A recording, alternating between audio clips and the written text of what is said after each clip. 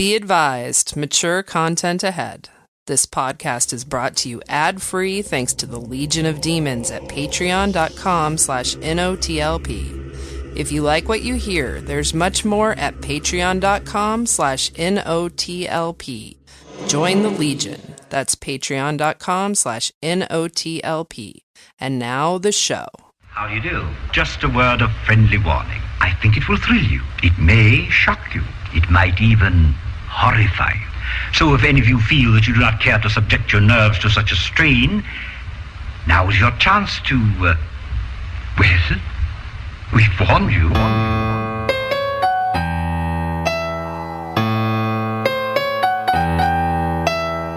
Give me lots of popcorn and some time that I can spend to watch some monster movies with my friends. Down here on the farm. You remember, what was that song? Was that Guns N' Roses? He's like, down on the farm. Is that like sounds like a commercial for Bob Evans? Yeah, but like they remixed it. Bob Evans, down on the farm. Boom, boom, boom. It all falls apart right there, doesn't it? Yeah. It's the prequel to Welcome to the Jungle. Welcome to Bob Evans. We've got ham and eggs. We got everything you want, except we're out of scallions. So if you were gonna order deluxe potatoes, you better pick a different item. It's that supply chain. Yeah. Thanks, Biden. Yeah, man. Thanks a lot. Oh, I miss Bob Evans. I've been there in a minute. Down on the farm. Yum, yum. Are you going to introduce the show? Yeah, we're doing farm movies. First, do no farm. Yeah. One of Andy's handcrafted artisanal puns. Excellent wordplay. They're small batch. And you may notice that in lieu of Kelley, we have Bill today filling in. Kelley and Alise are celebrating her birthday. Happy birthday, Alise. Happy birthday. Happy birthday, Alise. And Bill is available. Is she 21 this year? Do you and your sister want a booth or a table? Sister, Oh, you. This is my daughter. No, dear. But does that make the daughter feel like, do I look old? Yes. Is that true? Well, as a 41-year-old, when I'm with my 60-something mother, if somebody said that, I'd be like, fuck you. Your mom's very young looking. I though. know. My mom Yeah. is You would very never guess beautiful. her age. Yeah, I think that the better way is to ask them for their ID if you order a drink. That's the thing. Oh, that's a classic. That's the way I know a mom's heart. I like that myself. Yeah? Occasionally, especially when I'm like, one of my eyes is like drifting off in a different direction because I don't have enough energy to keep them straight. And I thought you meant because of the spontaneous stroke you were having. Yeah, or it could be that, or I have more grays in my beard that morning, and then somebody's like, "ID, please." I'm like, "Why? Of course." You've cured my cerebral hemorrhage with your kindness. It hasn't happened in a while. Hasn't happened in a while. It's the placebo effect. Even if it's to rent for rental equipment, I'll pretend that it's because they need to know that I'm old enough to rent it. They're like, what is this child doing renting equipment for? And I'm like, you're only making a copy of that just because you want to prove to everybody, like, you won't believe this guy's real age. Just look at this picture and look. What in the world does this 12-year-old boy need with a backhoe? Oh, that's a typo. That's the moment where I knew I was getting older when I stopped getting carded. Yeah. You Because I mean, have honestly, always looked young. I looked young for a while. Yeah. But I didn't mind it until I started showing your age. starting showing, and they asked me for my ID. I'm like, oh. They're like, what if they did that and you're like, I'm so flattered, but then they're like, it's him. And they have like a headset and they're like, it's him. Confirmation. Table 13, it's him. It's that. Never mind. It's that piano ninja we I was about to say it's that piano ninja. Whoa! You could listen to Origins and know what that's about. Yeah, right? context. Yeah. I believe we discussed it there. Yeah. Oh, I think we're going to get a lot of new patrons so they can figure out what that What does references that to. mean? Maybe. Sign up for oblique references. So, Bill, I appreciate you coming here. And I appreciate being invited. This is a lot of fun. He had to you're get a up good fit. early because he's like a couple hours behind us. Yeah. Just one. Just the one. Just the one? Just the 1 hour. Just the 1 hour. Central just that time one versus little hour. Eastern. One little hour? One tiny little hour. Maybe it's because I think Texas is its own place and that has their own. They sure would like to be. They're on metric time. Andy has already seceded you from his heart. Honestly, a lot of people in our legislature feel the same way. Jesus Christ. Anyway, this is the energy I'm bringing to the show. I get it. It's been a weird week. Well, Yeah. it's because Freddie and Amy were so gracious to host Thanksgiving yesterday. And it threw me off totally. So we're doing Thanksgiving early this year because we have alternate plans on Thanksgiving. And it is weird. Like, my mom and I were talking about how we kept thinking, like, it's Thanksgiving Day. Like, I was like, oh, maybe I should get up early before I have to start, like, cleaning before everybody gets over so I can watch the parade. And I'm like, no, Amy, it's Saturday. There's no I did a parade for her just to make her feel better. It was nice. I just came out of the shower, went across the Dancing. living room. You tied a balloon to your dick. Yeah. It was wonderful. Charlie Brown almost carried Freddie's dick away. Did you guys hang out all day like you do on actual Thanksgiving? Yeah, we got together From 3 till 9:45, I had people in my home. I broke it to my sister last night that we've been telling her entire adult life that Thanksgiving started at 3. No, but she said, I mean, that we told her it's been started. We told her whole adult life that Thanksgiving started at 4. And really, that was a thing that me and my mom and dad came up with to make sure she would start arriving on time. Thanksgiving, wait, no, I'm doing it backwards again. no, I think you're getting it wrong. We told her to show up an hour earlier than the real time so that we She's knew late she'd show to up on everything. time. Yeah, because I see. Good God, I Thanksgiving couldn't. started- Because if Thanksgiving started at 3 and you told her 4, she'll be there at 5. Right. That's what I was Okay. trying to say. But if I, So, then I'll pay for 2 pizzas. Little Caesar, that's an old reference for you guys. Hey, for all you millennials. You're 30 minutes late, so it's double price, right?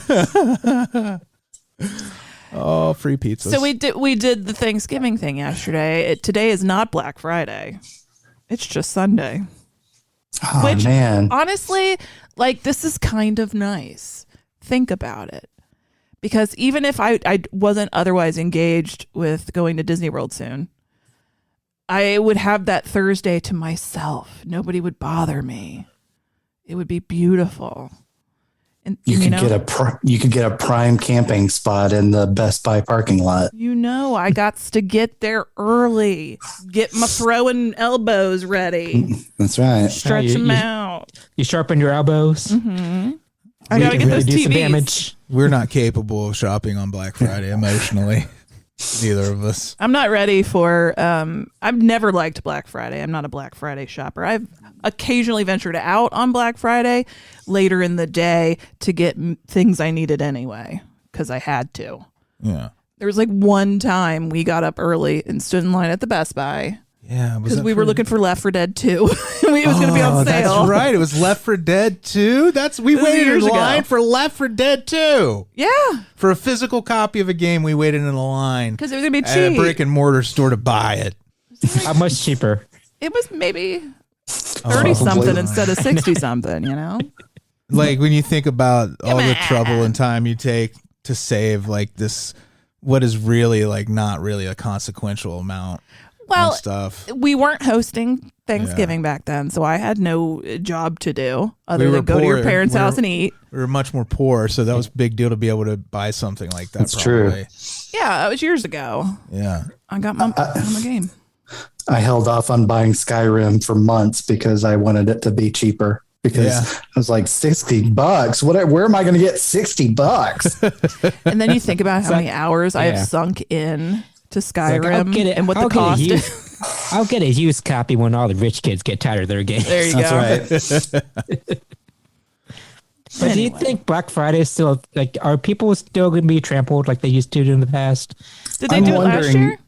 No, not really. Yeah, but with the advent of like online shopping, is Black Friday death's over? I hope so. I mean, that's just so senseless.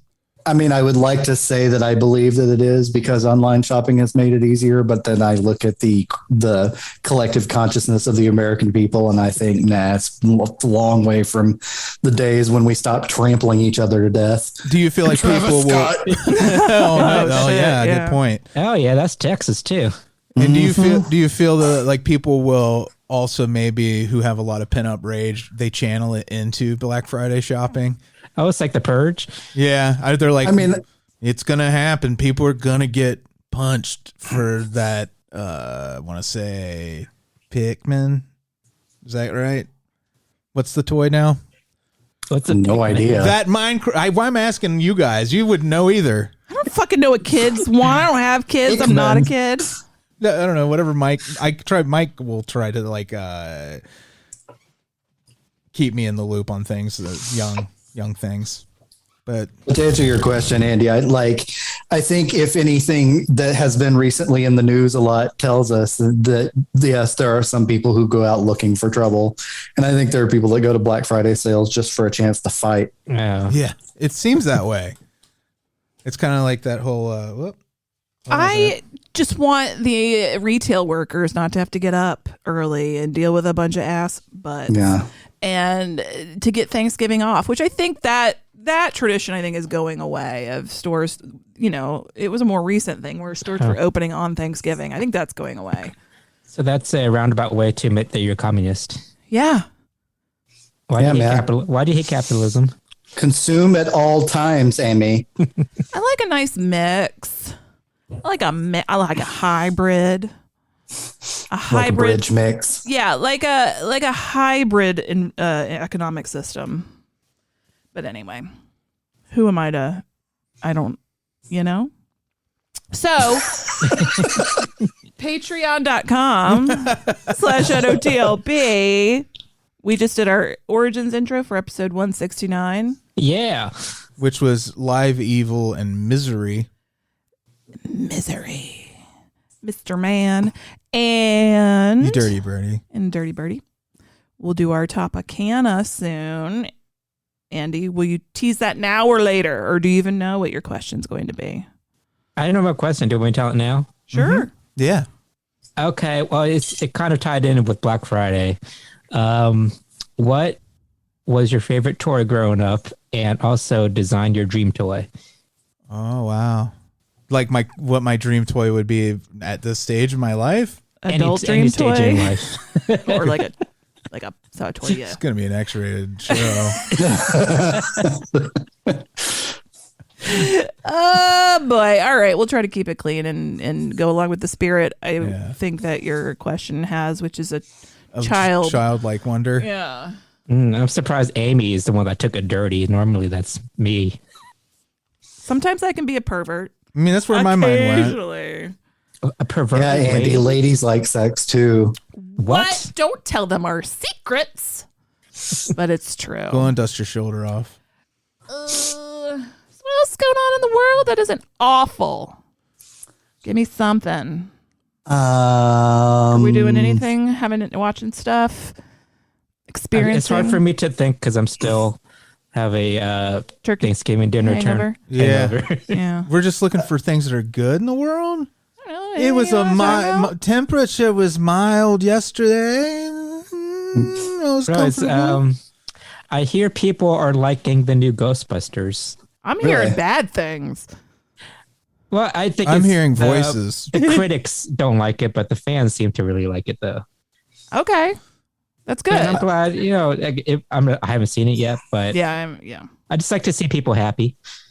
I genuinely can't get a sense from the trailer of what kind of movie it is because the trailer kind of makes it look like a drama, but it also has elements of the original that make it feel like a comedy. Well, that was Dustin in the Discord made a really well-reasoned point of like if you're coming at you, if what you want out of the Ghostbusters franchise and this world building that they've done is for them to just dig deeper into like new paranormal things that are happening and branch off, but also have this con artist element to it where the people running the business of Ghostbusters they're unethical. So like, and it made me, it really kind of blew my mind. And I was like, that is part of the problem with every other one of these they've tried to make, is that the spirit of the original is it's about two sincere guys and a con artist, like figuring out a niche business and trying to get rich doing it. You know what I mean? Like it was really just an element of that was missing in the way they're building this up as more of like a sacred family inheritance type of thing. And it really gave me a different perspective on it. Although I do think it looks like a fun movie to me, but I also liked the Ghostbusters that Paul Feig did. Paul Feig? No, you didn't. Who was it? No, not Paul Feig. Yeah. I thought it was Paul Feig. The heck is his name? It was Paul Feig, wasn't it? Was it? Yeah. Though it's the guy who did Bridesmaids, right? Yeah. Yeah. Okay. Okay. It's okay. It's okay to admit that you didn't like it, Freddie. No, I actually did like it, but that's Andy the doesn't believe symptom. anybody could like that. It's the Lady Ghostbusters, which I actually quite liked it. Yeah, I like the guy from 'Cause you're a lady. UCB that played the villain. Women supporting women, Andy. That's what I call it. Yeah, but Well, anyways, feminism I'm is easy. about not I'm easy. liking. It's okay to not like all women. Yeah. I'm easy, but I totally get why people were disappointed. And if you were a fan of that original movie, why nothing else measures up. I get that. Makes sense. No, I'm not. I admit that there was like a lot of toxicity around the release, but to me, it just wasn't a good movie. Oh, we don't need to relitigate Yeah. Internet v. Ghostbusters. I can't get into the whole attitude or idea of because this is different than the original thing I like, that automatically makes it bad. Right. That feels real gatekeepery to me. Well, there's that, and also like it's damned if you do, damned if you don't. I mean, look at what J.J. Abrams did. He's literally at every point. You all right there, Amy? I'm just fine. I think Amy's I'm fine. milkshake went down the wrong tube. She doesn't really have a milkshake. Her Sunday milkshake. I try to make her life look more My Sunday glamorous by morning putting a milkshake. fake milkshake in the story. Is it your carnation instant breakfast? Yeah. Carnation. I drink your Ovaltine. Ooh, I slurp it up. So anyway, Ghostbusters. Yeah. Yep. Well, apparently it's doing good box office, and our friend Nathan would say Hollywood is back. That killed me when he said that. Hollywood. Have any of you been following the new Guillermo del Toro? Toro? Are you okay, Bill? Elmo de Melmo movie. Antlers. Guillermo del Toro. No, he has that Nightmare Alley coming out. Did he do Antlers too? Mm-hmm. Well, he at least produced it, I think. Yeah. I don't know if he directed it. Busy fella. I have a hard time figuring out he's one of those people whose name has become a brand.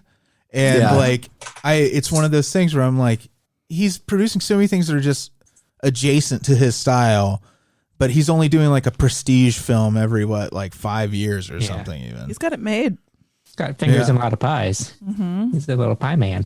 I love it. I love a good pie. He's a little pie man. Guillermo del Toro, our little pie man. Licking his Who we sticky love. fingers. We love his sticky little beard. Okay, he did not direct it. I guess he just produced it.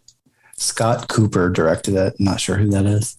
Scott Cooper. Well, he has Guillermo's trust. Have you seen the trailer for this Underwater? Is it called Underwater?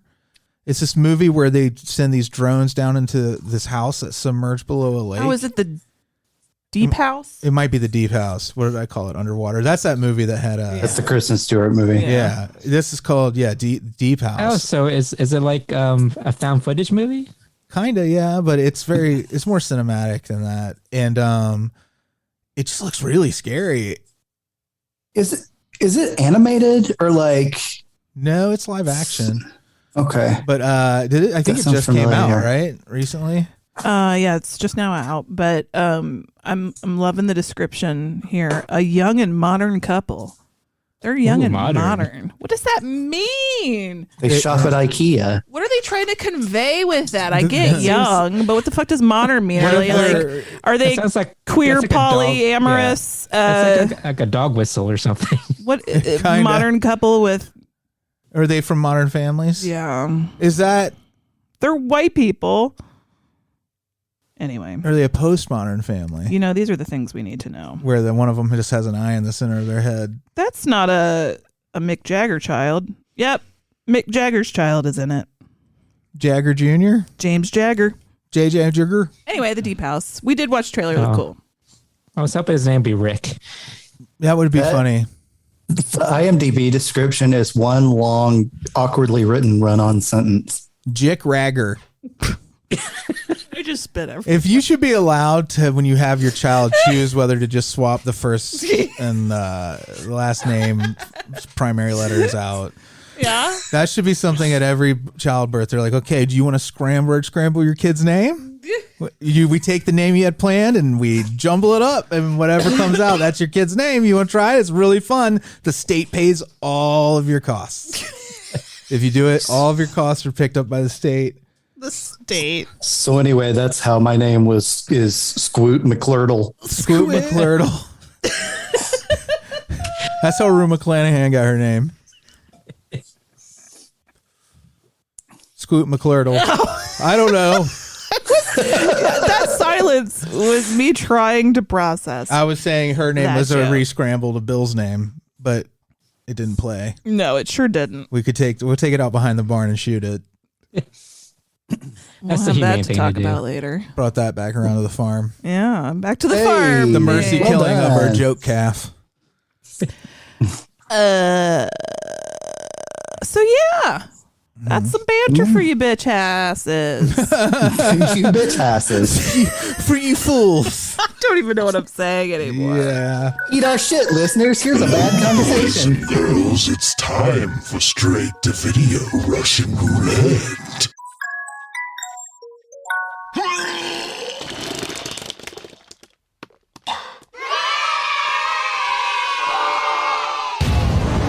You guys go back there. Keep your eyes open, you might see a whale. Or a shark.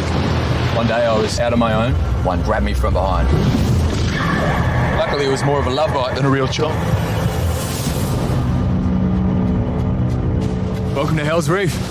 We made it. Hey! A shark attack. It's got to be out there somewhere.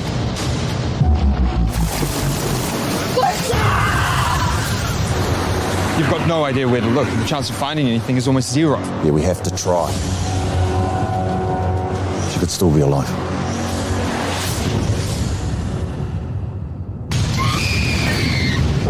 We're sinking fast. We're in the current. By morning, we'll be 75 k's from here. Get a mayday out? Not sure. What about the rescue boat? The current is running east. We use it to get to the coast. You're kidding me. You got a better idea? So do you think it's gone? It's still out there. That's close. Everyone get out of the water!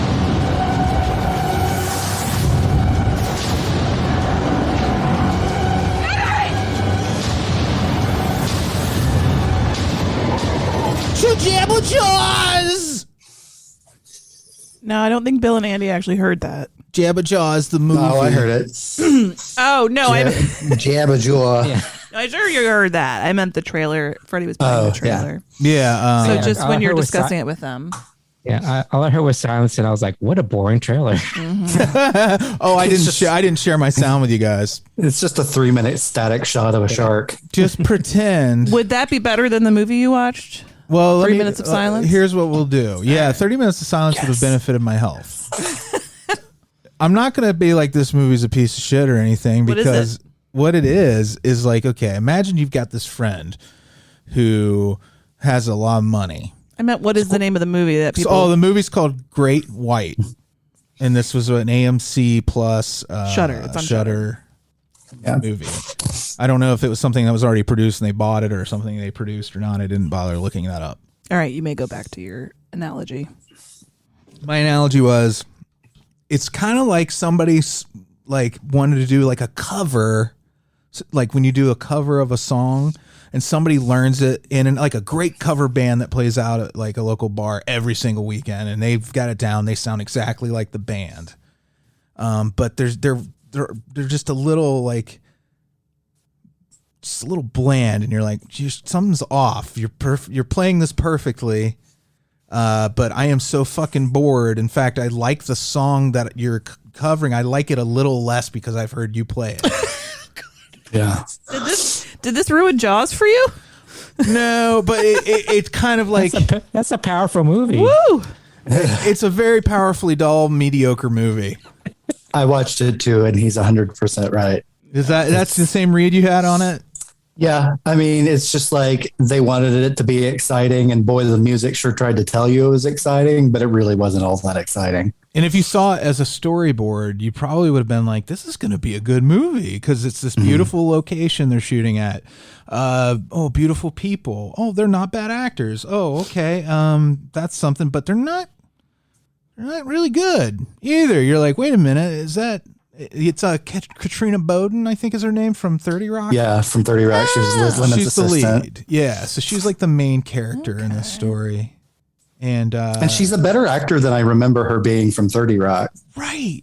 It's funny because it's like, yes, these are dialed in performances, but they're so like obviously performances. Like you feel like if everything feels very phoned in and there's no real enthusiasm behind anybody's performance. Everybody's trying to go subtle, I think, but because they're trying so hard to play subtle, it reads broad instead.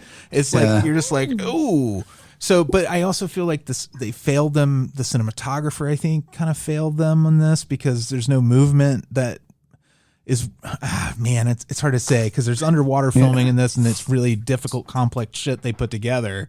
But then there's moments where, like in the kitchen scene where they've lit it, where it feels like you're in a weird dream sequence from like Highway to Heaven.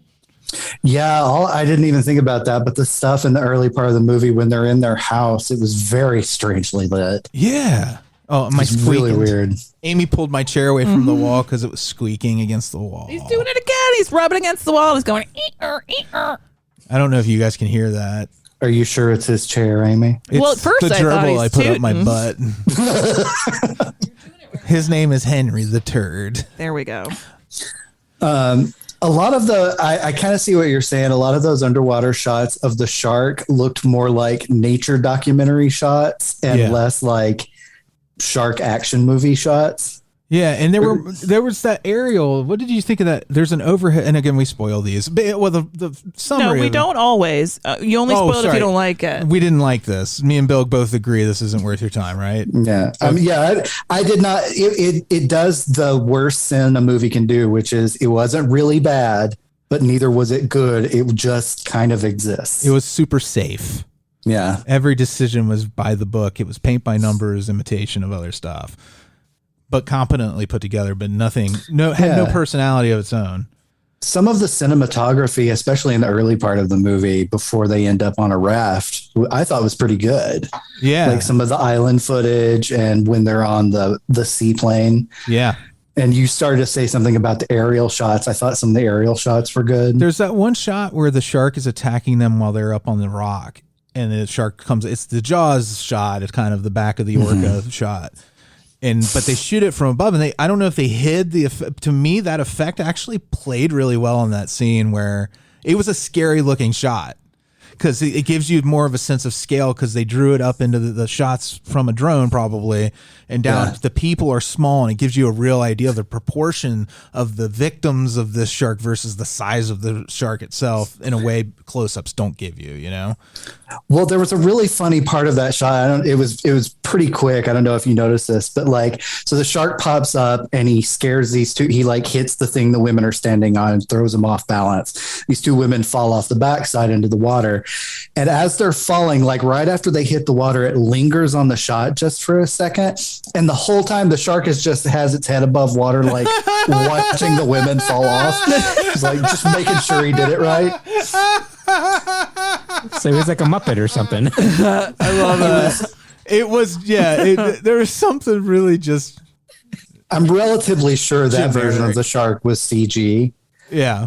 Like there was one where it was clearly like a puppet head or something. And I think that one toward the end was CG. Yeah. So does the plot matter, or is it just a shark attack? I was going to say the plot is very basic. It's a guy owns a trawler, like, and he hires it out. They're kind of struggling, and they're a couple, and they're expecting. That's like that's the character development. We're struggling. I'm pregnant. We need a job, so they get a job going to this island. But even the thing with like when she reveals the pregnancy, like it's not. In a lot of movies, it would be like a stumbling block where when they face the shark, they're also in opposition with each other over this big reveal. But then when she tells him she's pregnant, he's like, oh, awesome. So they're still on the same page. There's no conflict there. So it doesn't heighten the tension at all. Right. It's just there to be there. It's a total MacGuffin, no payoff. And again, it's like even his reaction, to get to the quality of the acting is when she tells him she's pregnant, he's like, wow. Like he's doing this bit. This is supposed to be charming, kind of bumbly new dad finding out bit. And it plays as if he's impersonating like a scene from another movie, kind of like in an exaggerated way. He's the prime example of what you were saying about they tried to go subtle and went too far in the wrong direction. Like he tried to play like the kind of tortured, not tortured, but like, the stoic, quiet sort, and ended up just being kind of a blank slate dull white guy. Yeah. Exactly. And then there's another character who's the asshole of the movie. He's one of the guests that they take on the trip that ends up crashing. And he's he looks like indigenous New Zealander to me, but I wasn't really sure. Anyway, he and his wife, and he plays the asshole of the movie, and he goes so over the top so frequently, like for no reason. There's those elevated like moments that are in any of these kinds of movies where there's always the two men who are vying to be the alpha. It's just that they're like, and we have to set up the tension for those two to come to a head and to see who's gonna be the one that makes the right decision, who's gonna be the one that makes the wrong decision. But it's so, again, phoned in. You're like, I don't know if I want to back either one of these guys. Well, and the reason I mentioned that he's like I thought he was indigenous or whatever, they also have this character who's like a cook for the tour company. He goes on the trips and makes lunch for the guests. He's the eye candy of the movie. Yeah. And he is like an indigenous New Zealander or Australian or whatever country this was in. And there's this moment when they first leave, they're getting on the plane, and the asshole character looks at the cook character and is like, is he coming? And he was like, and the owner of the company is like, yeah, he's our cook. And he looks at him and goes, as long as that's all he does. And I was like, what? Is that some sort of racist thing that I don't know because of the culture? I think he was worried about him trying to get with his girlfriend because the guy was so hot. So hot. I think he felt threatened by him because the way they present him is as like they could have been playing Foxy Lady when that guy showed up on screen, like va va va voom. Was it a shirtless cook or something? He was just a kind of a brawny Maori guy, like he was big and real handsome, dark skinned and real handsome, real square jaw, much taller than the other guy. I feel like you have to know in this world that you're not going to make Jaws. Jaws is perfect. Right. So what you can hope for from a shark movie, what I want from a shark movie, and I love shark attack movies, is fun, campiness, a little bit of silly in there. And you can't make a non-fun, little bit of silly shark movie. You just can't. You can't not do that. Well, otherwise, you're just cruel and unusual. That's kind of an achievement to make a boring shark attack movie. Yeah. Well, I agree. Yeah, like I'm terrified of great white sharks. I mean, because like the excitement is kind of built in already because sharks are scary and it's underwater. Lean into it. Be silly and crazy. It's you know what though, Andy? It does prove the point that like Jaws isn't a great movie just because it has a shark in it. Like it's a defense of the directors who successfully made these sort of movies versus the ones who it removes that baseline of saying, yeah, we have a little bit of edge because there's so much built-in like evolutionary fear, you know, with your audience. This is a fucking prehistoric monster. And for them to be like, you know, you should get a modicum of like freebie out of that, but you don't really. You have to have somebody who can tell a story that you care about. So they had all the puzzle pieces, but they just kind of hammered them together to make something else. Yeah. Well, Jaws has this extra benefit, right? Of like between shark attacks or moments with the shark, they regroup on land and they're able to like their situation changes, their location changes. And also it has the benefit of 99% of the characters being fascinating characters, having clear backstories and that sort of thing. I mean, imagine if you cut that whole first part out of Jaws before imagine if Jaws started with the hiring of Quint. Yeah. But then also imagine that Quint is the most boring white man you've ever met. And then you strand yourself on the ocean in a raft with him for an hour and a half. Yeah. Oh, boy. Like they had nowhere to go. They had nowhere to go. They had nothing to talk about, and none of them were interesting. You're not comparing. You're not showing each other scars or anything like that. No, there's there's none of that. It's like they literally somebody's like, I don't like icing, and they take the slice of cake and they're like, hey. and this is another metaphor. Like, okay, the chocolate cake with the icing is Jaws, but somebody's like, I don't want the icing, and they scrape it off, and that's all the parts with the little town sheriff scenes and the council scene and the little boy being eaten by the shark. I'm gonna keep scraping away. I'm gonna scrape away the kids that made the dad character so much more sympathetic. I'm gonna scrape away Hooper and replace him with a guy who doesn't say anything. But you still have cake. But there's still cake, nice dry cake. But this was like a poop cake or something. It was still it wasn't cake. even that offensive. Yeah, it was that cake where you're like, somebody brought cake. There's a lot of it left. It's that cake where you're like, I think maybe they put too much flour in this. Yeah, exactly. You guys are reminding me I have leftover pie in my kitchen. I want it. So great white pie. No bueno. It's like if you took all the filling out and just ate the crust. Yeah. Like the lead character who owns the plane that crashes. He is also a former marine biologist, and at one point he reveals that he was studying sharks and was bitten by one. He didn't like lose a limb or anything. He was just bitten and released. But that's supposed to be like, oh, he's got this past with sharks, right? Oh, yeah. But the only way they ever express it is they show him looking vaguely worried and rubbing his knee where he got bit. Right. And that's it. It has no other, like, it doesn't affect his behavior. He doesn't like react poorly when the shark's around. He's always competent and on top of things. It's just this thing they threw in to say, like, look, he had a run-in with sharks. So this is like Quint's story of them in the water with the sharks in the war, right? Somebody thought they're like, we're gonna condense Quint's story into a single shot of a guy going, ew, that itches today. Well, and not just that, but like if Quint's story was like, we all fell off the boat, but then they rescued us and one of the guys saw a shark. If that were Quint's whole story, that's what this would be. Yeah. He bobbed up in the water and we had a laugh and a Pepsi. All right. Well, thank you, Freddy. So this great white wasn't so great, right? It was just white. Great white wasn't great, right? Let's just call it white. We'll just call it. That is perfect. It is the blandness of white. Yeah. Okay, white. You know, I've measured the diameter of the bite. This was an okay white.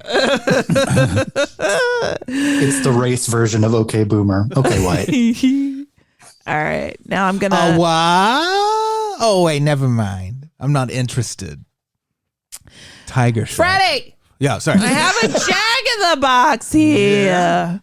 I'm gonna get it out. We're gonna crank it like a family. Kelly's up first.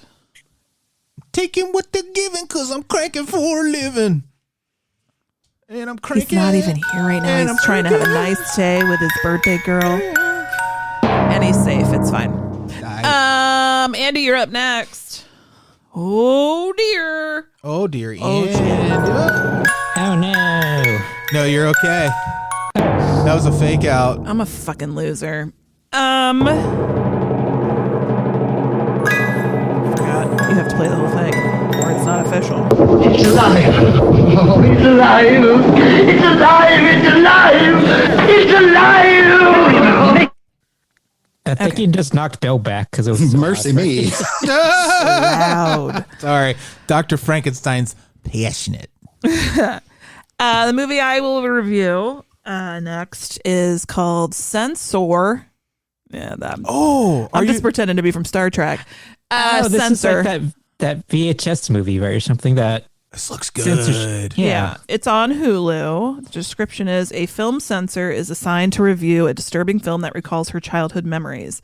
She begins to unravel how this eerie work might be tied to the long ago disappearance of her sister. Oh, I've heard good things about this one. Have you? Good. It looks great. The trailer for it gave me chills. Oh, cool. So this will be another movie you watch with me, and then when I try to do my review on this show, you'll talk over Well, me. have I ever And talked over you ever mansplain once in it your life? and go, well, actually. And then I'll do something like stupid. Yeah, well. That's kind of what I just did with Freddy's review of Great White. No, but Bill, not at all. You like to did think great. Freddie was excited about that. We do a beautiful waltz He interrupts together, me. Bill. He talks over me. We waltz together. I wonder what the difference is. Why he doesn't talk over Bill and talks over. What do you mean, Andy? I love pretending that Freddie is a misogynist. He's not. And I like being one. For pretend. For pretend. For our little games. That's so sinister. I know. That's all I got for you here in this part. That's exciting. Is it? Do you know what to do next? Sure. I do. Are you going to share your screen with your friends so they can see things? I was stalling for that. Amy, actually, Vamp. Oh, we're going to be off next week for the show. So no show next week. And then the one after that is that next week. We will be back. Did I give you enough time? I think you did great. You nailed it. You really are a very talented woman. Thanks, guys. It's coming, I swear. Oh, God. That's what he said.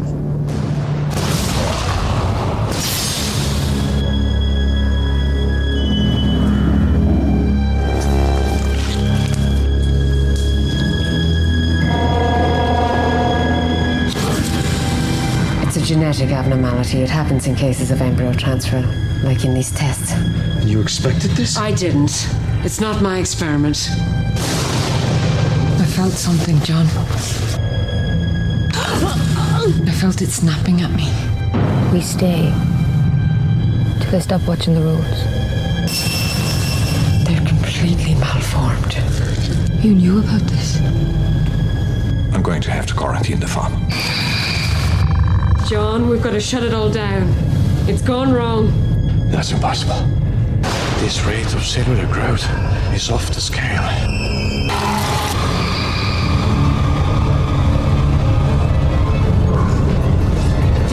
You stay away from me.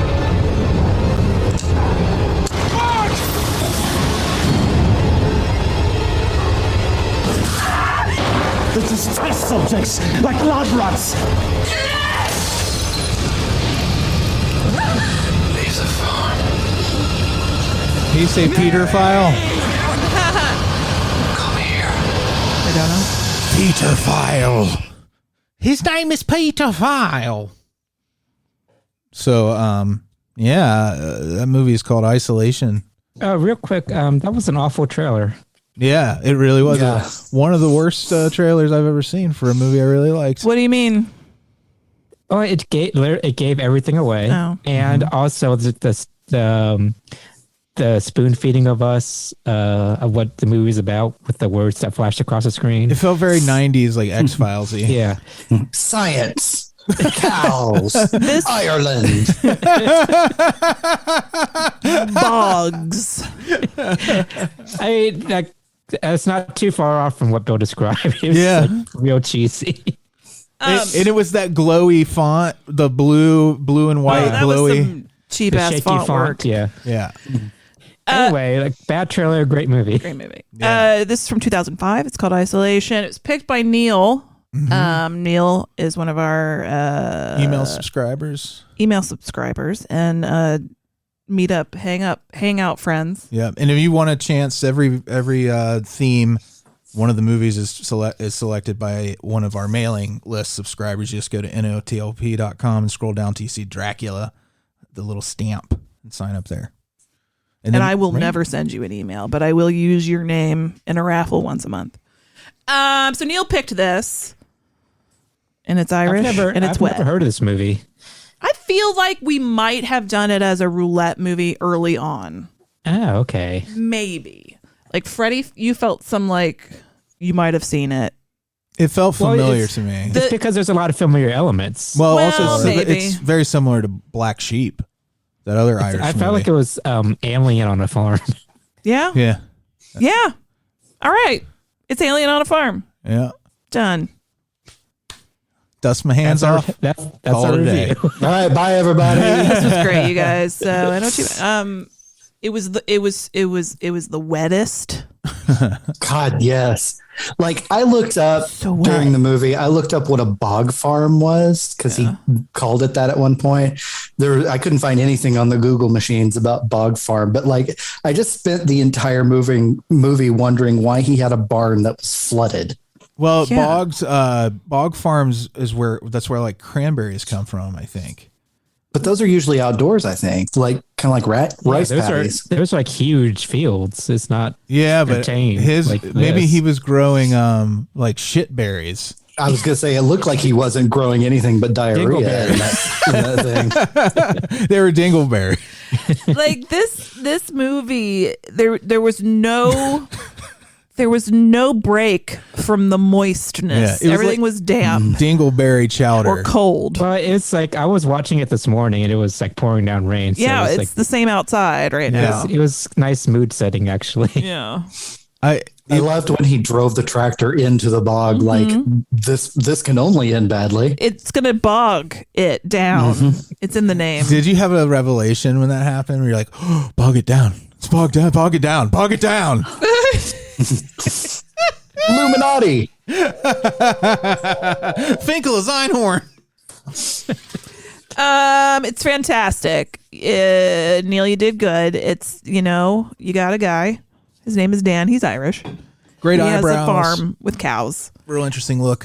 He's clearly been paid to allow a scientist to do genetic experiments on a cow to increase its fertility.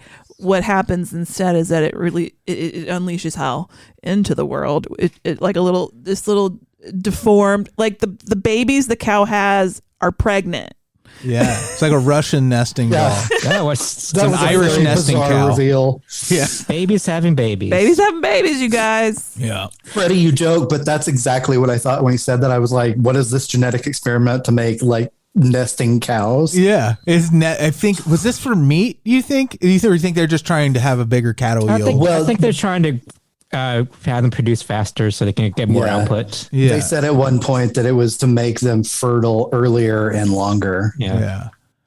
And like the beginning of the movie is this lady who was in the Babadook jamming her whole arm up the cow. And I loved the way the camera was like, we're going to watch her do the whole thing. Oh, they build up. Put the glove on. She lubes up. Lube it up. Yeah. Get in there, start twisting in and saying, let me in, girl. Don't you think that it would have been irresponsible to cut directly to her just jamming her fist in there?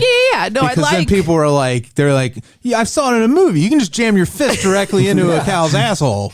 Yeah, that's irresponsible. I don't think it was her asshole. I know it wasn't, but that's what the guy who is doing it thinks because he didn't see the buildup. He doesn't understand what's happening fully. He just thinks the lady's mad at a cow. Just punching it in the asshole.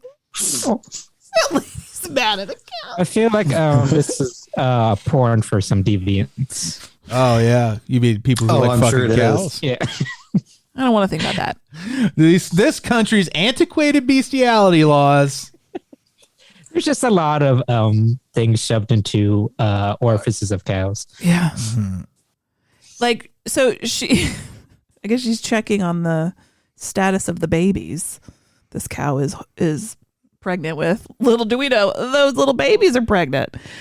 That slutty little calf. Slutty little fetuses. She getting busy in there. Yeah. She gets bitten by one of the babies in there. And then things just go crazy from there. Yeah, I love the scientist's explanation of what it was. Maybe it just compressed the bone against your hand. What? Yeah. I don't think that's going to make us a bite mark, like a slice. Dude, Mr. Scientist man, open your mind. Yeah. It could be a monstrous defect mutation. That's right. Imagine a world where we could have biting pregnant embryos. Yeah. And he goes from 0 to 100 on it when the scientist kind of realizes when they might finally get him there to like explain that the babies are having babies and they're biting people. Well, that's one of the things I liked about this movie. It was very economical storytelling. It got to the point really fast. Right. He's like, after, you gotta look at a slide and then stare off in distance and take your glasses off. And then he's like, I think they're going to just wipe out a generation. Now, help me understand. I watched this movie, did not look at my phone, but once or twice to look up things on IMDb about it. What exactly was it doing? The sixth fetus that they didn't get to kill? It didn't recommend Colgate. I mean, well, and see, okay, so I'll say up front that like I'm going to be the Andy this week because I didn't love this movie. I didn't dislike it, but I thought it had some really great moments, but I didn't think they really came together in a cohesive whole. But my impression was that like their bite could pass on this rapid cellular growth mutation, give you bones, and make them, because he said at one point the fetus that was pregnant became pregnant spontaneously. So apparently their bite could cause cows to spontaneously generate these parasites. Okay. And that was the impression I got. Weren't they also like they had out of control like skeletal growth? Wasn't that why they looked like he said something about like why they looked like spinal columns? It said like the skeleton was growing outside of his body. Yeah. And they kept showing like x-rays that looked like they were supposed to be needle teeth or something. Yeah. Yeah. Okay, so is that why we still have that spine in our fridge? We don't. Oh, you threw it away? No, I gave it to Andy. No, it got out, Amy. Got out. You have the spine now? It was the turkey spine, if anybody's worried. For stock. There was some a good turkey liver. What are you going to do with all that, Andy? Genetic experiments. I'm going to make some turkeys like get pregnant in the womb with spine babies. So it created parasites, not babies, or are they baby calves? But they're more of a parasite. I was confused about this too, but I was just saw it as a monster movie. I didn't parse it too much. I mean, all the close-ups of the little parasite things, I kind of thought they looked like baby seals in a way because they had those weird kind of flipper ends. There was that one moment in this I just remembered where it looks like a human back full of holes. Do you remember this? It was like its skull. Oh, yeah, that was like the skull. That was awful. When it was triggery. coming out of the dark near the end. Yeah, and the back, it looked like if like somebody was naked in a dark room and then the light was just on their back. You know what I mean? But full of holes, which triggered his thing. His whole thing. Awful, man. That moment really bothered me a lot. See, like I guess this is a detraction for my poor vision, but to me it looked like a giant pig face. Oh, that helps me process things. Thank you. Yeah, that's better. Yeah, I saw a skull. I didn't see a spine thing. Maybe it's because my eyes are bad, but they're. Oh shit! So, I forgot. I mean, yeah. It turns out, oops, we fucked up. So then I start thinking to myself, because thinking this is where I go in my head. I don't want science to do things like this. Yeah. Unintended consequences. I say that thinking about Jurassic Park or Mimic or this, not thinking about vaccinations. Vaccinations are great. Everybody go get them. I got boosted this week. You're just saying don't fuck with animal DNA. Fuck with our DNA, which again, they're not doing that with the vaccines, the COVID vaccines. Don't be a dumbass. Anyway. Don't conflate the established science of vaccinations with the not established science of genetic tinkering. Hey, listen, I am not quite as influential as Joe Rogan in the podcasting sphere. Not quite. But if I have any influence, I will use it for good and not spout nonsense. Well, can you suck your own dick? No. You just need to do a lot of DMT and then you'll get as famous as him. I can do that. Shave my head, get an MMA. So, one thing I wasn't sure about, we spoil all of this, right? Oh, of course. Absolutely. Okay. When he finds what I thought was one of the better moments of the movie, when he finds the vet's body in the bog and she's got the hole all the way through her, was I supposed to understand that she was attacked by the sixth fetus, or that was the consequence of her being bitten and it had spontaneously erupted from her? That's what I don't know, because clearly people who got bitten I didn't even think about that. Start to feel weird and act strangely because it happens to her. She's like, he said she was feverish. So yeah, what burst out of her? Was it the sixth baby?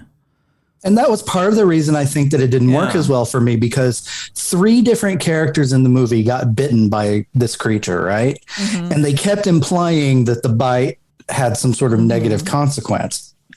All we ever saw it do to anyone was make them flushed and feverish and vomit. Yeah, we never saw and that I felt like that was a missed opportunity. None of them ever presented any mutations. We didn't see like a chest burster scene. Yeah, maybe that could have been fleshed out more. I think it was like the sixth fetus is trying to spread the parasite, and then when it does, it burrows out of them. People, they have the parasite and they can pass it on.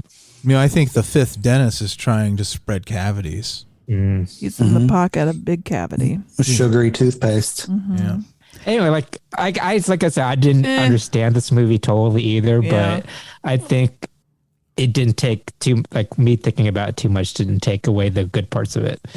It did really well with like mood, like ambiance. The acting was really good. What's her face? Who was like an Oscar nominee? And Ruth Negga. Yeah, she was on Agents of S.H.I.E.L.D. and everything. She's in this. Very She was young. nominated for an Oscar? Oh yeah, for Love. Passing. Oh, I haven't seen that. Or not? No, yeah, Love. Love, was that she's what she's in a new movie called Passing right which now. she'll probably get nominated for that, is what I'm hearing. Was she the young woman? Yeah. Yes. Or the vet? The young woman? The young woman. Yeah, the one. Okay. We didn't even really talk about the travelers. Yeah. Kind of. The male traveler, I don't know if you guys watched the Borgias, but he was on that. He played like a really psychopathic assassin. He was the monster in Creep. Craig the monster. Oh, was he? Yeah. Oh. He's in Mission Impossible. He was also in Prometheus. That's what it was. I knew I had seen him something newer, and I was trying to think the whole movie. I think it was a nice connection because I felt this was like an alien movie. Yeah. It really did. Because you see like burst abdomens in people and cows. It's almost like a chest burster scene. Yeah. There's a lot of animal violence done to and by. Mm-hmm. It's not dogs, so somehow I could manage it a little because bit, but just hamburgers. No. But I love a fucking hamburger. Who am I to be a hypocrite? Open your eyes, Amy. Watch how that gun works. Yeah. I mean, it looked like every time somebody got their hands on that compressed air gun, like they just went nuts with it. Mm-hmm. I think they had a live round in it. I honestly, I think how that worked. The one she loaded like a bolt, a round in it, and there's a bolt that's retracted into it, and then there was like a hammer, like on a regular gun, And I think that, I think it's like one of those, we've used those projectile version things. Yeah. Yeah. It was a projectile version of those head piercing things. I didn't even know that existed until I saw this. Well, it seems like inefficient because then you're just losing metal bolts in the heads of dead animals. Oh no, you use the same bolt over and over again. See, they pulled it back in. It's just how the force that pushed it into the cattle's skull. Oh yeah, was a live round in the back. Well, then that is the thing that Anton Chigurh used. Well, didn't he have a tank with him though? For the air. It's compressed air, but I think theirs was like a portable version. Yeah, it's kind of like a screw-on canister. Remember, like the Reebok pumps. Mm-hmm. This isn't that just though. like that. The one in this movie was basically a gun that instead of a bullet fired a fixed bolt out. Yeah, I think it's the same thing. It was more portable. It had like a technology change. Like a paintball compressed air thing on it. You know what's scary about that? Everything. Well, I mean, yeah, but like the concept of someone as of like a murder weapon, it's like that means they have to be up on you. Yeah, and you're like, I'm so fucked, man. That's just a bad way. I mean, maybe a great way to go. Who knows? It seems humane though, because you die instantly. Yeah, that's true. It's the best you're gonna get. Yeah, I guess for a slaughterhouse, for sure. It's better than a sledgehammer. Yeah. So yeah, there's a lot of that, but it's mostly, but okay. But the movie's super low. I could tell it's not a high budget. This is not a high budget movie. So they do really well with the camera angles and kind of using other things so they don't have to spend the money to show you. It's a lot of obscured shots. Yeah. Like, although the stuff with the calf, trying to get the calf out. That was pretty great. In the beginning. Or middle beginning, with the farmer dude and the traveler guy. I love that scene at the end when they get the calf out and he grabs it by his legs and swings it around. Yeah, to get it to breathe. Yeah, I didn't know. It's like it just seems so comical, but I guess that's what they really do. I've heard that they've done that with babies, haven't they? Somebody told me that before. I don't know if it's true. I mean, isn't that why they smack you on the ass to kind of like get your whole body moving and grooving? Wake it up. I think it's just a tradition. There's like and dislodge any shit in your throat. Yeah. Yeah, get you going. It's like a pat on the back. When I get smacked on the ass, it gets me going. But yeah, like that winch thing that he was using to pull the calf out of the cow that kept coming loose. God, that was upsetting to watch. Yeah. Because he basically just dies. You got two little calf legs sticking out of mom. And he just ties a rope around him and then just starts cranking. Yeah. To get that fucking it sounds so awful. I know, but if you could be a normal, nice person for 5 seconds, I'll try. Well, at one point I thought it was going to tear the calf in half, and he was going to pull back half a calf. Half a calf.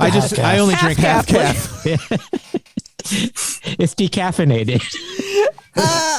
It makes the workers at Starbucks real angry when you order a half calf because it is messy. I will tell you, I love the cop. A cop shows up midway through. The shit has thoroughly hit the fan. But the one traveler guy, clearly he's not a fan of police, so he's hiding. And the cop comes up to talk to farmer guy, and he's like, "Hey, Dan, what's up? Have you seen what's her face, the vet that was here?" He's like, "No, she was here last night, but I haven't seen her since." And he's like, "Yeah, well, if you see her." Like, they found her abandoned car down the road from this farm, but the cop's like, "Okay, well, if she gives you a call, just let us know." Like, very unconcerned about the abandoned car, missing woman. I expected him to start whistling and have a billy club just whipping around. Yeah. Have a piece of straw coming out between his teeth. It's a very casual cop. Like an Irish Officer Krupke. Yeah. I have never understood, and this is my cultural ignorance, but I've never understood the hatred a lot of people in that area seem to have of the traveler people. Well, like, I don't know if it's a class thing or it's if certainly that, but there's also, because it's that We have it here too, in Cincinnati. We have literally the traveling Irisher here. Yeah. Same exact. Oh, really? And they're kind of known for a handful of scams. I've never been approached by them. I don't know anything about any of that. You've never had them offered a blacktop? Not since I've lived here. Really? I guess I am one. Maybe my mom I'm has, the unlucky son of a bitch that answers the door when that sort of thing happens. And there's like always like, oh, they're coming to town, so be ready.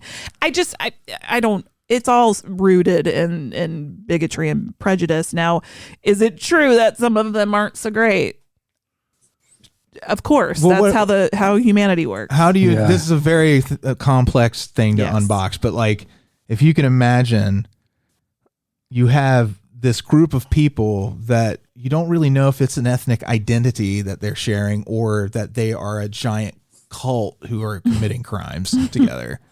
Like, because all we know about is stuff we literally get plastered with flyers when they're coming through town, and it's very weird. It feels like something out of a Stephen King book or something where they're like, "Why are you warning me about gypsies coming to town?" This is fucking weird. It's 2021. I don't understand.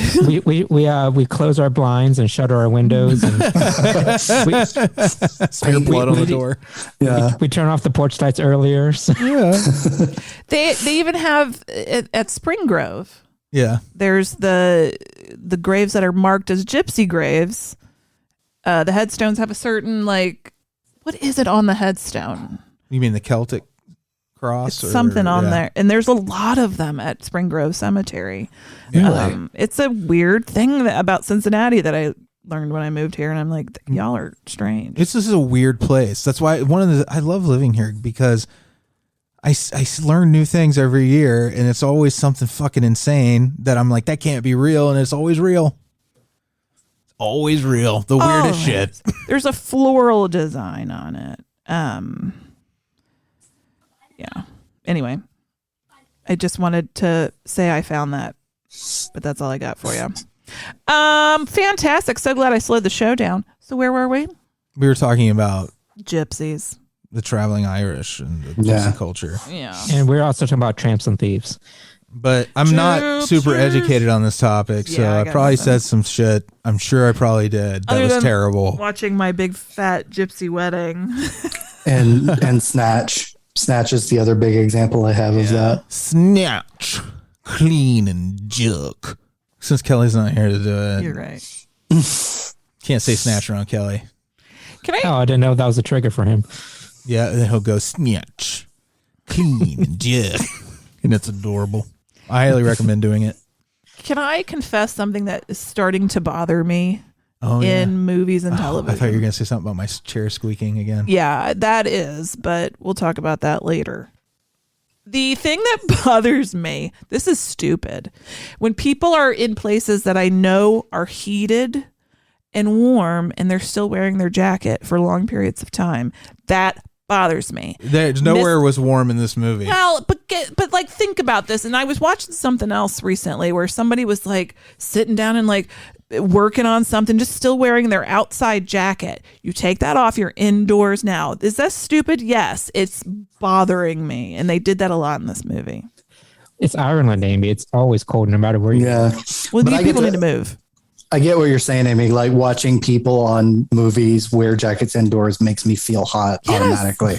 And I'm like, aren't you sweating right now? And it's bulky. You want to take it off? I'm gonna have this problem because you gave it to me. I'm so sorry, everybody listening, if I've infected you in much the same. If I've bitten you with my parasites of being annoyed by dumb shit. Yeah, I think. Don't worry, you'll just get clammy and feverish. That's all. It'll be fine. I think horror films, it's almost like an homage to The Thing, John Carpenter's The Thing, or sometimes I do think they dress their characters up. They're like, we have to go to a colder climate because I have this vision of my heroes in very heavy coats. I think that happens. We got this surplus of puffy jackets. What are we gonna do? We can make another Arctic picture.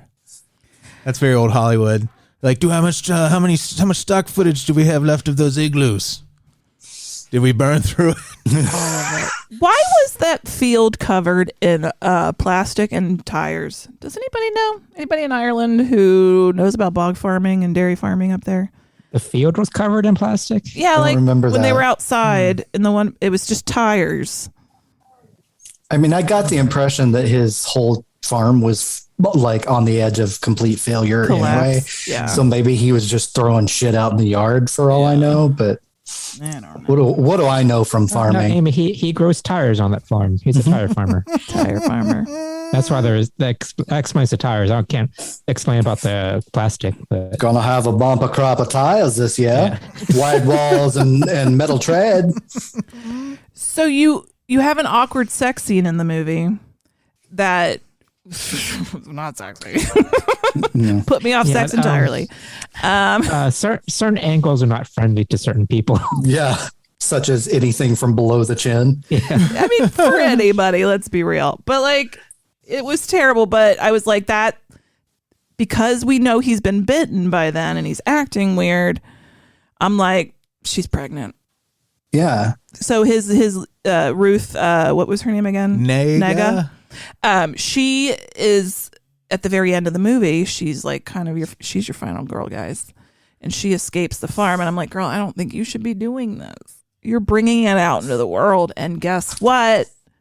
Months later, she's getting an ultrasound. She's super pregs, and you can see something. You can see it in the ultrasound, the parasite.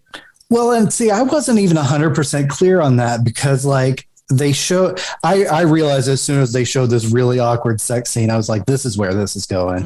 Especially since it was so out of character for Jamie, like the way that aggressive kind of careless sex that he was having with her. Yeah. I think that was the parasite infecting him because.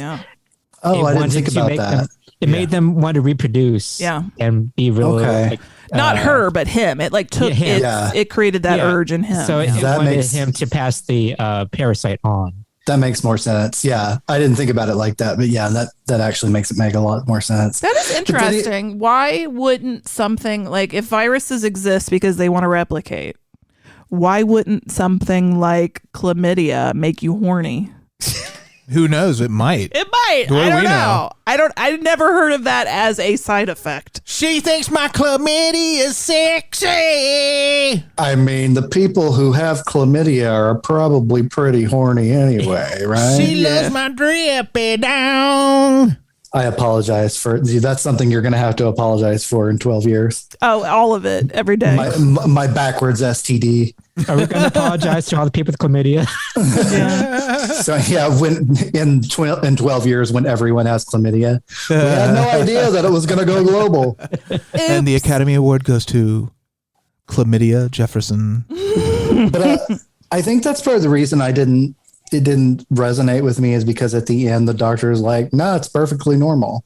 And I know that the close-up of the ultrasound was supposed to show you that there was a thing in there, but it just I guess maybe I'm assuming there was something in the long drawn out close-up on the ultrasound. Otherwise I don't know, like maybe they're just like, hey, look at this baby. Check this out. I mean, at the same time it said like 4 months later and she looked like she was about to pop. Well, she's a tiny lady. Like, I think it's because the babies have babies. Yeah, that's true. I mean, the cellular growth was because it makes them grow faster. Yeah. So, like, she's showing signs of, having the parasite in her already. You know what supports your argument, Andy, is that there was that scene where the doctor's like, you have what we call a turducken situation. Andy, you're making me rethink this movie. You're pointing out things that didn't occur to me and that tie up loose ends for me. Okay. Plus he loves chicken, duck, and turkey. Yeah, plus the whole I want to eat that lady's baby because it sounds delicious. Oh my God, if you could have different kinds of beef nested in each other. Shit. Has anybody here ever had a turducken? No. Me either. Sounds so greasy to me. I'm not rich. I don't like duck. But I feel like once in my life, I'll have a bite. I don't know where. Disney World has good duck. Yeah. I think scientists are working on that. They're breeding a turducken that's all in one. Oh, shit. It just occurred to me how fucked up it is that the only duck I've ever had that I liked was in Disney World where Donald Duck lives. It's where he lives with his family. This is fucked up. His nephews. They got to represent him well. Yeah. There is like a Christmas short or something, and at one point, Donald Duck eats poultry. Oh my God. If it's a goose, it's not cannibalism. If it's in a different zip code, you can eat the same exact species as yourself. Well, and here's something I've never understood. Sorry out there to all our vegans and veggies out there, but why would anybody want to eat tofurkey? Well, it's just like 3 different kinds of tofu mashed together. Well, Amy, you like tofu? I don't mind tofu. I'm not going to go out of my way to make it taste like turkey. Yeah, if you like tofu, why are you trying to make it taste like other things? Well, it's like I don't know. I'm trying to think of an equivalent. It's like if you really liked cabbage and you shoved a cabbage full of 2 other cabbages.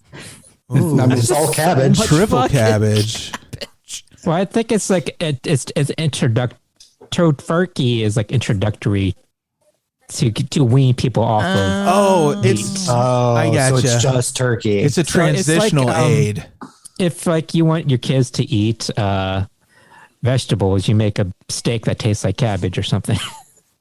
Speaking of cabbage, do you make a cabbage that tastes like delicious? Yeah. Are you just going to reprogram your brain the other way around, where you eat a steak and it tastes like cabbage? Because that's like, and you're like, I don't want steak anymore. I don't want cabbage either. I don't want anything now. I don't want any food. Would vegans and or vegetarians consider eating lab grown meat? Does anybody know anybody? I'm a carnivore. I honestly don't know. I have a feeling that there's a segment of that population that wouldn't, because of the genetic manipulation of the whole thing. Mm-hmm. Not for any ethical reason, but because it's just weird science. Yeah, because of the implication. The implication. Huh. Yeah. Yeah. Anyway, isolation. I don't know why, but the whole engineered meat thing, and we and Kelley were talking about this too. I do love the cruelty-free aspect of it. Yeah. But there's some weird, very lizard brain part of me that's like, I need that part of it. There's a part of my... It needs to be soaked in the hormones of a dying animal. I have to figure out where that comes from, that feeling of knowing that I wanted it to be something that had to be killed for me to eat it. That to me, it feels very like a leftover caveman thing that trying to scrub out of my brain. I don't know if it's for the same reason exactly, Freddie, but I understand what you're saying. There's something like, while I understand the practicality of lab grown meat, there's something about it that just makes my brain itch a little bit. It's very strange. It's very weird. But if I can compartmentalize the fact that cows are just punched in the brain pan by this gun by the thousands. Yeah. Then I got to be able to do it there too. I don't know. It's tough. It's tough when you're an animal lover and you have to reckon with how much I like hamburgers. Right. And it's just, and I didn't mean to say that I enjoy the idea of killing. He does though. I realized that somebody might have heard that when I said, all I meant was I was trying to figure out why I had to hang up to begin with. I'm like, and that's the only thing I could come up with. I'm like, the only difference is something had to suffer with this one, and then this one, nothing had to suffer, right? And I'm like, why wouldn't I go to the one that's something didn't have to suffer every time? It seems like the obviously right decision, morally. I always have this image in my head of this cube of red glistening meat sitting in a petri dish. Yeah. And something about it, just my brain's like, no thanks. It's a big turn off. They shouldn't be square. Yeah, definitely. It's like when Marty McFly's parents came over in Back to the Future 2, and they had the little Pizza Hut disc that they put in that machine, and it got big. Oh, yeah. But you guys would try lab grown meat, right? Mm-hmm. Yes. Yeah. As long as it tastes good, I'll be fine with it. I mean, the Beyond Burger was good that we had. I still have not had one of those. It still wasn't exactly right. There was still something about where I'm like, people are like, it's indiscernible from meat. I'm like, no, it isn't. It's a really lot closer. It's a lot closer in texture than any non-meat product I've had before. Yeah. But I think I think because for me anyway, because they use the beet juice to give it kind of the red bloody look, that So earthiness translates into the patty, which kind of, I don't know, doesn't trick my brain as well as I think it should. Yeah, and it's really, I feel like that is there simply for the aesthetic, so that you're not looking at gray food. Well, apparently they're working on it, a new version where you bite into it and it screams. There you go, Freddy. Would that help? But despite the fact that we don't like it, it's great that such a inventive non-meat product has done so well. Right. You know, it's encouraging. I think there is something though that happens whenever someone comes up with a solution to this problem. And they bring it out, and people at first were always like, it's exactly the same. There's nothing different. And the more you eat it, then you're like, you start picking up on the thing. You're like, well, it's not exactly the same. I was blind to this, and this about it. And eventually, the meat you're coming from tastes funny to you because you've reprogrammed your brain to expect this flavor, Okay. I equate it to like how when I found that melon mushroom was made from wheat flour. Yeah. Like whole wheat flour. And then he was so angry, and it's like this pizza is really good. And then you guys like, oh, this is made from wheat flour, right? Like whole wheat flour. I'm like, ugh. It's like when Drew brought pies last night, and he brought sugar-free Cool Whip, and I was like, what the fuck is this? Drew, you fucking with me? But it was actually fine. It was good. You're a mess. Yeah. So like, no matter how much that artificial meat tastes like meat, like plant-based meat, there's something in me that's not going to tell me that it's not nearly as good. Yeah, it's weird. Yeah, like Diet Coke is not a good substitute for Coke for people who don't want sugar. Diet Coke is good because it tastes good on its own. I don't really remember my point here. I just wanted to talk about how much I like Diet Coke. I think what's behind all of this that kind of ties that whole idea together, which I have no idea how we got here, genetic engineering. Yeah. So, but like, it's like, shit. I'm losing the thread. It's like that thing where eyes back and forth. Is that helping? Not particularly. All right. Genetic engineering. It's about the psychology of adjusting to changes and all that. Oh gosh, sounds boring. But there's some interesting shit behind that.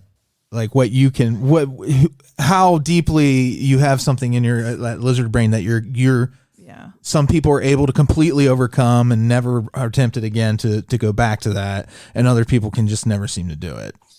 Well, I mean, you think about how glacially slow cultural ideas change, like how hard it is to retrain your brain in that direction. Then you add on top of that, like thousands of years of like instinct and, genetic memory about what meat is and isn't. And you have to overcome like things that are hardwired into your DNA, basically. Here's the nerdy thing about this. And if somebody already said this, I wouldn't be surprised. But did you say something about the Romulans about this already?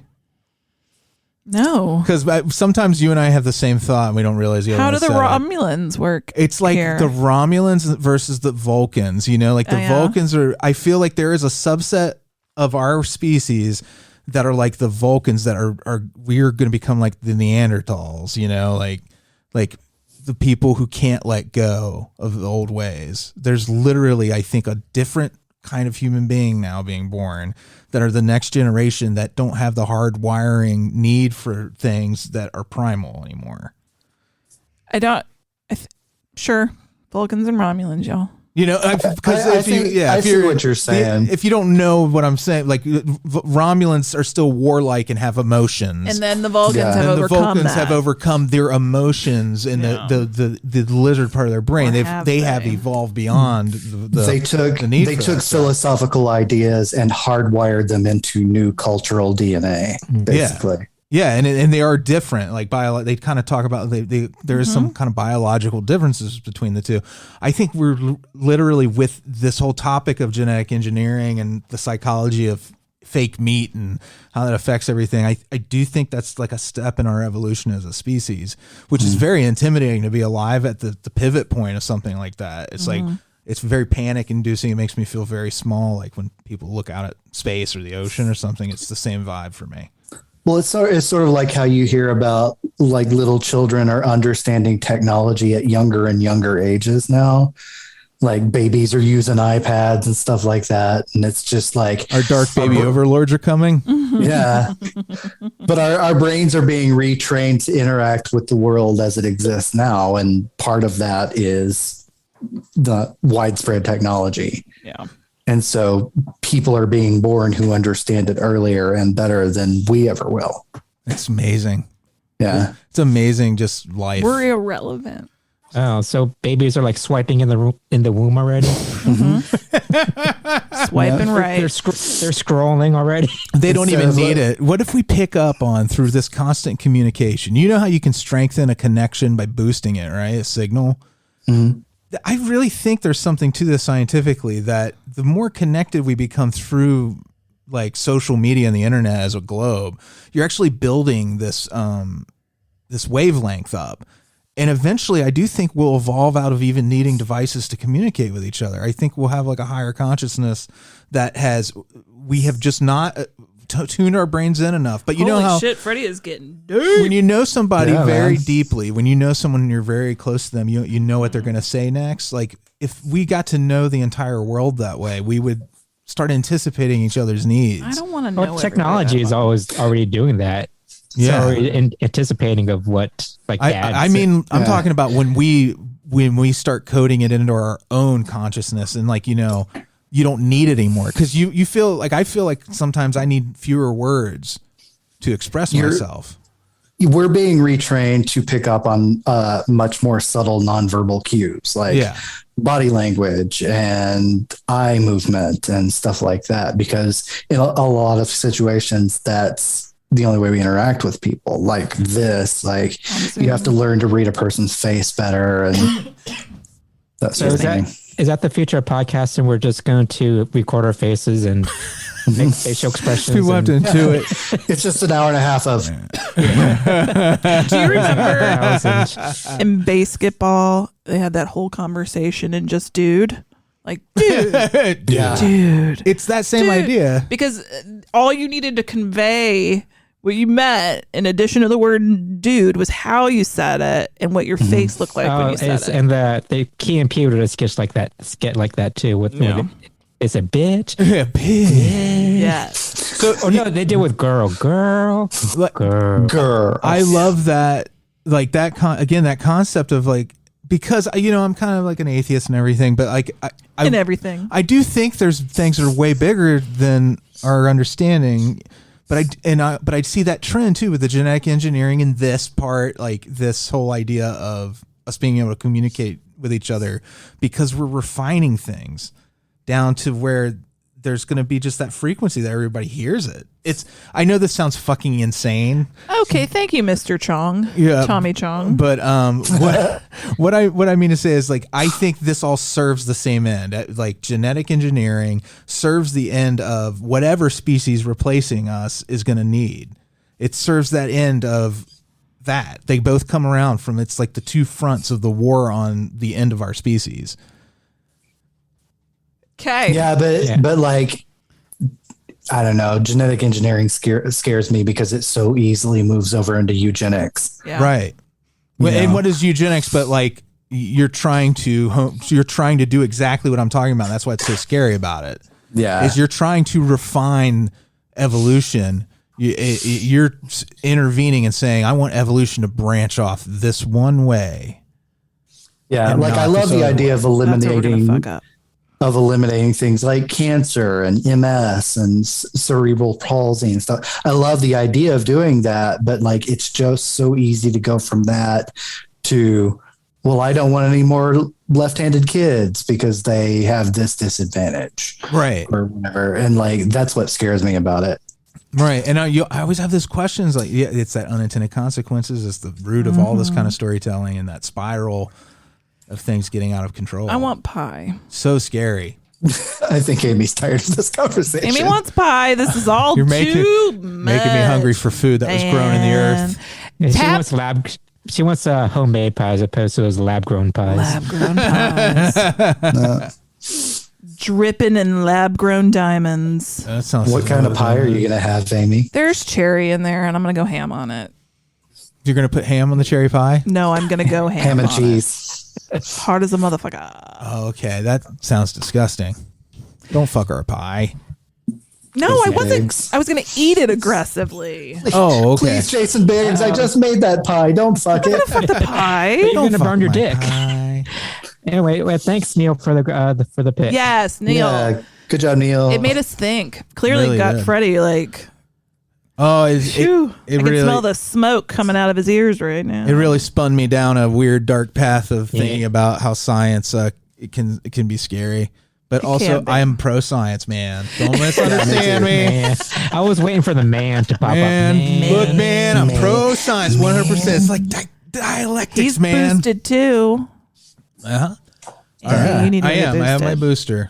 booster. All right. Are we ready for thanking our Beelzebub? Fuck yeah, we are. First up is our birthday person, Alise Kombrinck. Hey, happy birthday. Happy birthday, Alise. I hope that Kelley is making your day the most magical thing that has ever happened. You best be today. relaxing, girl. I hope he's making lots of sexualized subtext and comments to you. I thought you were about to say, I hope he's making sure. love. To you, gently. I mean, hey, if that's what they're into. So, Amanda Geletko, we hope that you're having a great day too, but let's be fair. It's Elise's birthday. We hope that her day is exceptional. Yes. Amanda Geletko of the day. It's Elise's. It's Elise's day, Amanda. Can you could seriously? have another day. It'd be funny if this is Amanda's birthday and I just made her feel shitty. Yeah, seriously. I was being playful, Amanda. I apologize.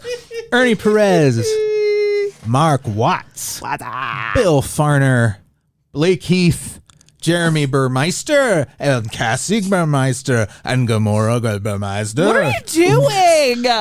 Burmeister. Burmeisters? They're the Go-Go Burmeisters. The Go-Go Ubermeisters? Yeah, Go-Go Burmeisters. Jeff L. Jeffel. Iona Goodwin. And a great one. Joe Juvland. Oh, Joe's got a nickname from from the meetup. Oh, yeah. What was that? It's Jordache Jeans. Please Yes, don't there ask we go. me to remember why we came to this conclusion, but I was like, Joe, that'll be your new nickname for when I read the Beelzebub. It's because he was JJ. Like, it had something to do with maybe a screen name. But Jordache Jeans. you had to be there. But those meetups are so great. If you're a patron, we meet up every Thursday Jordache night. Jeans. Joe regularly destroys us at Quiplash. Yeah. So fun. So fun. What a great group of people. It's like that moment. I feel like Doctor Strange going to that bar in the comic book where he like opens the door and all the. It's like the Star Wars cantina almost. Our meetups. That's where I'm getting at. That's a broader reference that everyone will understand. Why did I go to the Doctor Strange comic book first? I'm that lady alien with the long mouth. Yeah, I can vouch for Bill's long mouth. Slice Noodles. That's her name.